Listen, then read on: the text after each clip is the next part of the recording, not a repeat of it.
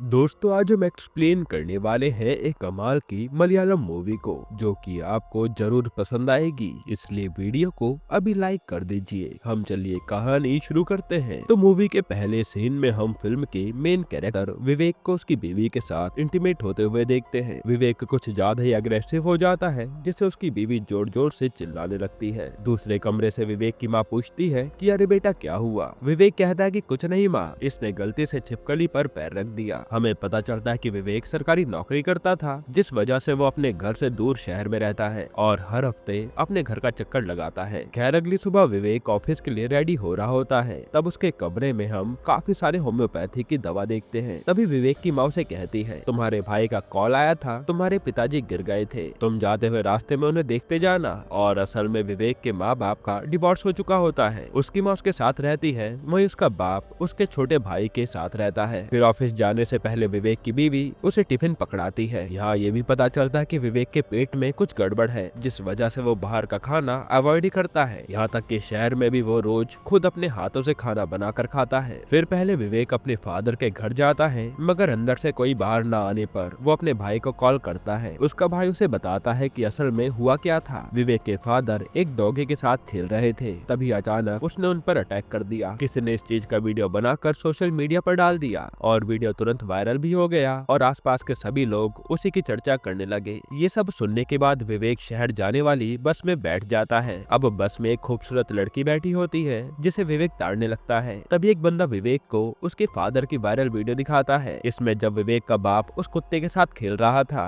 तब उसने काफी ज्यादा दारू पी रखी थी। इसी चक्कर में कुत्ते ने उन्हें काट लिया। फिर बस एक ढाबे पर रुकती है और सभी पैसेंजर खाना खाने के लिए बस से उतरते हैं, लेकिन विवेक अपना टिफिन खोलकर खाने लगता है और वो लड़की उसी बस के अंदर बैठी होती है। तब विवेक लड़की को खाने के लिए पूछता है, पर वो लड़की उसे भाव तक नहीं देती। फिर खाना खाने के बाद विवेक बाथरूम जाता है और बहुत देर बाद अपनी सीट पर वापस आता है और यहाँ सभी पैसेंजर्स उसी का वेट कर रहे थे, तभी तो बस आगे बढ़ेगी। खैर, इस तरफ विवेक का बाप किसी न किसी बहाने से उसकी माँ से मिलने आता रहता था। विवेक की माँ एक रिटायर्ड टीचर थी और उसके बाप की नजर उसके पेंशन पर होती है, जिससे कि विवेक की माँ को उसके बाप का घर आना बिल्कुल भी पसंद नहीं था। फिर यहाँ विवेक थोड़ी देर में ऑफिस पहुँच जाता है और फिर ऑफिस पहुंचते ही वो बहुत देर तक वॉशरूम में रहता है। फिर अपने कैबिन में आकर पियोन से कहता है कि बाहर जो लड़की बैठी है ना, उसको फटाफट अंदर भेजो। इसके बाद दिव्या नाम की लड़की कैबिन के अंदर आती है, तो विवेक उससे पूछता है कि कहिए madam, may I help you. Divya कहते कि मेरे पापा की हाल ही में डेथ हो गई है, वो इसी ऑफिस में काम किया करते थे और उनके नाम पर एक इंश्योरेंस है, लेकिन सर्टिफिकेट्स पर कुछ करेक्शन करना है। अगर आप कर दोगे तो बड़ी हेल्प हो जाएगी मेरी। विवेक कहता है कि अरे ये काम तो मैं चुटकी बजाते ही कर दूंगा, आप बताइए चाय कॉफी क्या लेंगी आप। फिर ऑफिस खत्म होने के बाद विवेक एक होम्योपैथिक डॉक्टर से मिलने जाता है। विवेक डॉक्टर से कहता है कि आपने जो दवाई दी थी उससे मेरे लूज मोशंस तो ठीक नहीं हुए। डॉक्टर कहता है कि होम्योपैथी थोड़ा स्लो ही काम करती है, कि आपने मेरी दवाई के साथ कोई और दवाई तो नहीं ली थी। विवेक कहता है कि हाँ, मैंने एलोपैथी मेडिसिन ली थी। डॉक्टर कहता है कि आप सिर्फ मेरी दवाई खाइए, बाकी सब दवाइयाँ बंद कर दीजिए। विवेक कहता है कि ठीक है, आपसे एक और बात पूछनी थी, आपके पास स्टेमिना बढ़ाने की कोई दवाई है क्या। तब डॉक्टर विवेक को एक दवाई देकर कहता है, इसे सिर्फ वाइन के साथ ही लेना। फिर वहाँ से निकलकर विवेक वाइन शॉप पर जाता है और वाइन खरीद लेता है। इसके बाद हम देखते कि विवेक के घर में उसके साथ एक बुजुर्ग औरत भी रहती है। वो बूढ़ी औरत बिस्तर पर पड़ी होती है, जबकि उसकी देखरेख करने के लिए एक पति पत्नी होते हैं, जो घर का काम काज करके रात को वहाँ से चले जाते हैं। यह उस औरत का पति विवेक के पास दारू की बोतल देख उससे पूछता है, अरे साहब, आप कब से पीने लगे। विवेक कहता है कि डॉक्टर ने मुझे इसमें दवाई मिलाकर पीने को कहा है। फिर उस आदमी के जिद करने पर विवेक उसे थोड़ी सी शराब दे देता है। इसके बाद हम डायना नाम की लड़की को देखते हैं, जो कि एक स्ट्रगलिंग एक्ट्रेस है। डायना की फ्रेंड आयशु का एक बहुत बड़ा यूट्यूब चैनल है और डायना आए दिन उससे काम के लिए पूछती रहती है। फिर जब डायना घर आती है तो हम देखते हैं कि वो बूढ़ी औरत डायना की माँ है, यानी विवेक डायना के घर में किराएदार था।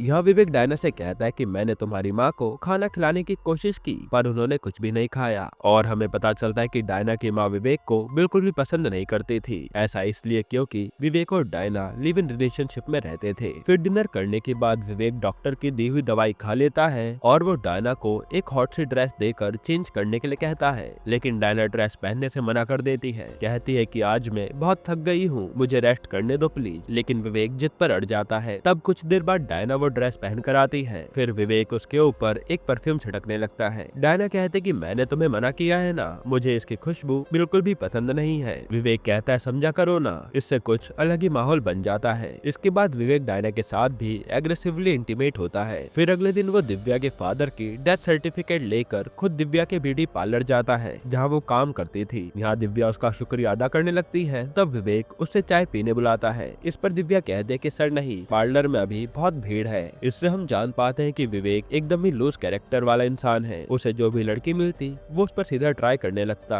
दूसरी तरफ डायना वॉइस डबिंग करने स्टूडियो में जाती है, लेकिन उसकी वॉइस कुछ खास नहीं जमती, जिससे उसे वो काम भी नहीं मिलता। फिर वो अपनी बेस्ट फ्रेंड आयशु से मिलकर उसे बताती है कि मुझे कहीं पर भी काम नहीं मिल रहा, ऐसे कब तक मैं छोटे मोटे काम करके अपनी माँ का इलाज करवाऊं। ऊपर से मैंने विवेक की झंझट और पाल ली। आयशा पूछती है कि कौन विवेक? डायना कहते कि मेरा किराएदार। मेरे घर पर एक कमरा खाली था, मैंने सोचा इसे किराए पर चढ़ा दूंगी तो थोड़ा बहुत खर्चा निकल जाएगा। इसी सिलसिले में मैंने एक एड पोस्ट की थी। वही एड देखकर विवेक आया था। तब उसने ये भी कहा था कि वो घर पर खाना बनाने का 5,000 रुपए एक्स्ट्रा देगा, क्योंकि उसे बाहर का खाना नहीं जमता। तो मैंने उसे किराए पर रख लिया। फिर एक दिन जब माँ की तबीयत बहुत ज्यादा बिगड़ गई थी, तब विवेक ने उनकी बहुत ज्यादा देखभाल की। उस दिन से वो मुझे अच्छा लगने लगा। हालांकि मुझे पता है कि वो शादीशुदा आदमी है। वैसे विवेक दिन भर तो एकदम नॉर्मल रहता है, पर रात होते ही पता नहीं उसे क्या हो जाता है, इतना वाइल्ड वो कैसे हो जाता है। आयशु कहते कि इतनी तकलीफ है तो सहती क्यों हो? डायना कहते कि एक बार उसने मेरी पैसों के मामलों में भी हेल्प की थी। वैसे बंदा ठीक है, बस बेड पर कुछ ज्यादा ही एग्रेसिव हो जाता है। इसके बाद आयशु डायना की माँ को देखने आती है और डायना के मांगने पर उसके अकाउंट में 5,000 रुपए ट्रांसफर कर देती है। फिर देखते ही देखते वीकेंड आ जाता है और विवेक अपने घर लौटता है। उस दिन उसके माँ बाप की मैरिज एनिवर्सरी भी थी, तो थोड़ा बहुत सेलिब्रेट करने के बाद सब लोग अपने अपने कमरे में सोने चले जाते हैं। इसके बाद विवेक की वही हरकतें शुरू हो जाती हैं और वो अपनी बीवी सितारा के साथ जबरदस्ती करने लगता है। सितारा मना करती है, पर विवेक उसे कहता है कि आज मैंने दवाई खाई है। सितारा तब भी मना करती है। इसी बात को लेकर दोनों में बहस होने लगती है। तभी विवेक को डायना का कॉल आता है, तो डायना विवेक को बताती है कि माँ अब इस दुनिया में नहीं रही, क्या तुम यहाँ आ सकते हो? विवेक कहता है कि तुम जानती तो हो मैं घर आया हुआ हूँ, मैं तुम्हें पैसे भेज देता हूँ, तुम खुद ही कुछ मैनेज कर लो। तब बेचारी डायना अपनी दोस्त आयशु के साथ मिलकर जैसे तैसे अपनी माँ का अंतिम संस्कार करती है। फिर शहर वापस लौटने पर विवेक डायना की माँ की फोटो के आगे कैंडल जलाता है। इसके बाद वो किचन में जाकर डायना के साथ वही उल्टी सीधी हरकतें करने लगता है। डायना कहते कि ऐसे मौके पर भी तुम्हें ये सब करने की पड़ी है, तुम्हारे अंदर इंसानियत है भी या नहीं? लेकिन विवेक तो उसकी एक भी नहीं सुनता और एग्रेशन में डायना के लिप्स पर काट लेता है। ये देख डायना का दिमाग खराब हो जाता है, तो वो किचन से चाकू लेकर विवेक को धमकाने लगती है। कहते कि मेरे पास मत आओ वरना मैं चला दूंगी। तब विवेक उसे शांत करवाते हुए कहता है कि चलो ठीक है, आज नहीं करेंगे, रिलैक्स। फिर अगले दिन आयशु डायना को विवेक का वीडियो दिखाती है। उस वीडियो में विवेक दिव्या की स्कूटी पर बैठे उसके साथ कहीं जा रहा था। आयशु कहती देखो ये ना सिर्फ तुम्हारे साथ बल्कि किसी और लड़की के साथ भी रिलेशनशिप में है। डायना कहते कि यानी ये पक्का इसे भी मेरी तरह टॉर्चर करता होगा, हमें इसे सबक सिखाना होगा। आयशु कहती है कि मेरे पास एक प्लान है। फिर आयशु और डायना बस में कहीं जाने लगते हैं और जब वो लोग बस में होते हैं तो विवेक डायना को कॉल करके पूछता है कि तुम कहाँ हो?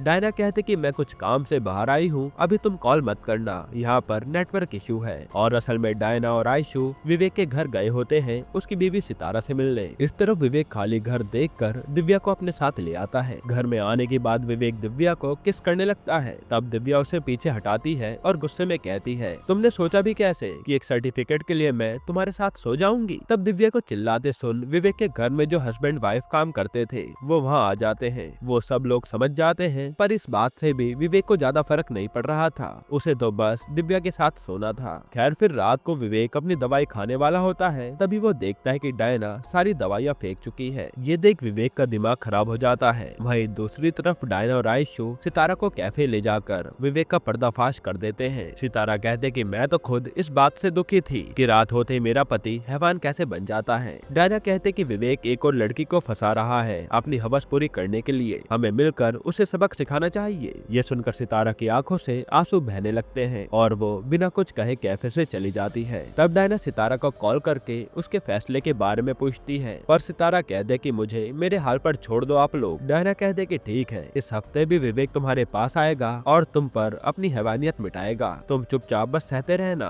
और फिर होता भी वैसा ही है। वीकेंड पर विवेक घर आता है और हमेशा की तरह दवाई खाकर सितारा के साथ जोर जबरदस्ती करता है। और ये सब सहने के बाद आखिरकार सितारा हिम्मत करके डायना को कॉल करती है और बताते कि अब वो भी उनके प्लान में शामिल है। फिर अगले वीकेंड पर सितारा किसी बहाने से उसकी सास और बेटी को अपने देवर के घर भेज देती है और फिर घर के बाहर बैठी विवेक का वेट करती है। फिर जब विवेक घर पहुंचता है तो सितारा को बाहर बैठा देख कहता है, यहाँ बाहर क्या कर रही हो, चलो अंदर चले। विवेक जैसे घर के अंदर एंटर करता है तो उसे डायना और आयशु नजर आते हैं। वो लोग विवेक को झपट कर उसे रस्सी से बांध देते हैं। फिर आयशु कैमरा ऑन करके अपने सोशल मीडिया पर लाइव आती है और डायना और सितारा व्यूअर्स को बताते हैं कि कैसे विवेक अजीब अजीब दवाइयाँ खाकर उनके साथ जानवरों जैसा सलूक करता है। वहीं विवेक के आस पड़ोस के लोग भी वो लाइव देखते हैं, जिससे कुछ देर बाद विवेक के घर के बाहर लोग इकट्ठा हो जाते हैं। इतना ही नहीं, वहाँ पुलिस भी पहुँच जाती है विवेक को बचाने के लिए। तब लड़कियाँ पुलिस वालों से कहती हैं कि अगर आप लोग अंदर आए तो हम तीनों जहर खाकर मर जाएंगे, हमारा लाइफ सुबह तक चलेगा। ये सुन इंस्पेक्टर कांस्टेबल से वहीं रहकर उन पर नजर रखने को कहता है। इसके बाद सितारा विवेक को अपने हाथों से खाना खिलाती है,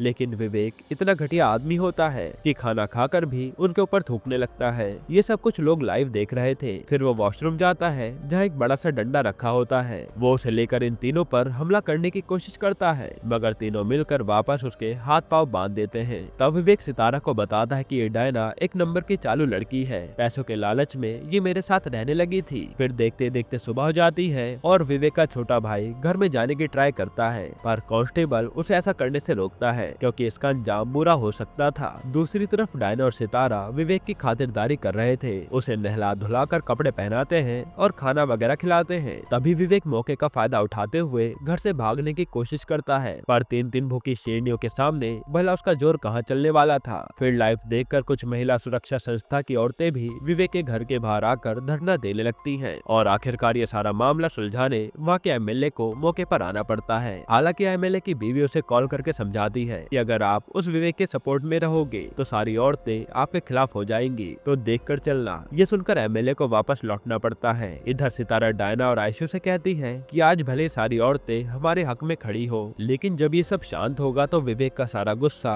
फिर मुझको ही सहना पड़ेगा। तब जाकर आयशु और डायना लाइव एंड करते हैं। इसके बाद विवेक का बाप पुलिस वालों से कहता है कि बहुत हो गया, अब मुझे अंदर जाना ही होगा। फिर वो दरवाजा तोड़कर अंदर आता है और उन लड़कियों से कहता है कि मैं भी अपनी दुख भरी कहानी लोगों तक पहुंचाना चाहता हूं, आप कैमरा ऑन कीजिए। फिर जैसे कैमरा ऑन होता है, विवेक का बाप अम्मू नाम की औरत को कैमरे के सामने ले आता है। अम्मू ही वो वजह थी जिससे विवेक के माँ बाप अलग हुए थे। उनका बाप सबको बताता है कि जवानी में मैं और अम्मू एक दूसरे से प्यार करते थे, मगर घर वालों के दबाव में आकर मुझे विवेक की माँ से शादी करनी पड़ी। इसके बावजूद मैं अम्मू से अक्सर मिला करता था, हम दोनों बहुत ही अच्छे दोस्त बन गए थे, लेकिन गाँव वालों ने हमारे रिश्ते को गलत नाम दे दिया। हमारे बारे में तरह तरह की अफवाहें फैलाई गई। इसी कारण मेरी बीवी ने मुझसे तलाक ले लिया। फिर अम्मू भी कैमरे के आगे आकर कहती है कि जब तक एक औरत की मंजूरी ना हो तब तक कोई भी मर्द उसे छू नहीं सकता, चाहे वो उसका पति ही क्यों ना हो। हमें जीने के लिए मर्द के सहारे की कोई जरूरत नहीं है। आजकल की औरतें किसी से कम नहीं है, बिना शादी के भी बहुत नाम कर रही हैं, आगे बढ़ रही हैं। तब अम्मू की बातें सुनकर सितारा और डायना बहुत मोटिवेट होते हैं। फिर दोनों कैमरा के सामने कहते हैं कि हम अब इस विवेक के साथ नहीं रह सकते, और ये लोग विवेक से छुटकारा पा लेते हैं। फिर अगले सीन में बस वाली उस खूबसूरत लड़की को दिखाया जाता है। वो पुलिस स्टेशन आकर विवेक के खिलाफ कंप्लेन करती है कि जब भी मैं बस में सफर करती हूँ, ये बंदा विवेक मुझे हवस भरी नजरों से घूरता रहता है, और अगर आगे मेरे साथ कुछ भी हुआ तो उसका जिम्मेदार यही होगा। ये सब कहने के बाद वो लड़की चली जाती है। यहीं पर ये मूवी खत्म होती है। यानी अब विवेक कोई भी गलत काम नहीं कर सकता, यानी अब विवेक पूरी तरह से फंस चुका है। यहीं पर ये मूवी खत्म होती है। दोस्तों, आपको ये मूवी कैसी लगी हमें कमेंट में जरूर बताइएगा, और इसके अलावा आप कौन सी मूवी का एक्सप्लेनेशन चाहते हैं वो भी कमेंट कीजिएगा। बाकी अगर आपको हाल ही में आई एक कमाल की मूवी देखनी है तो आप ये वीडियो देख लीजिए।